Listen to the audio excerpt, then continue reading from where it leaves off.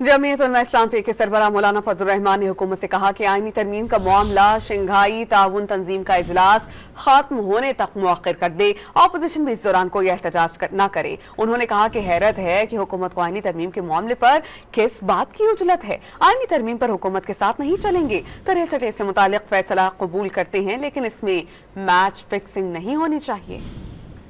हुकूमत से भी ये कहना चाहता हूँ कि ये जो आईनी तरमीम की बिल है इसको मौखर कर दिया जाए तावक्त के कॉन्फ्रेंस अपने अंजाम को पहुँचे।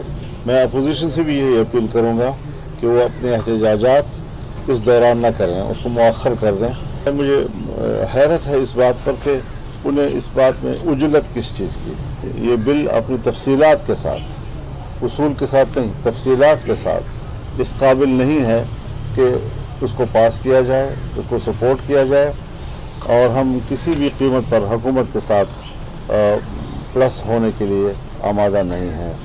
जैसा के हवाले से फैसला अगर आया है, अदालत का फैसला है, हम कबूल करते हैं, लेकिन बात बुनियादी ये है कि इसमें कोई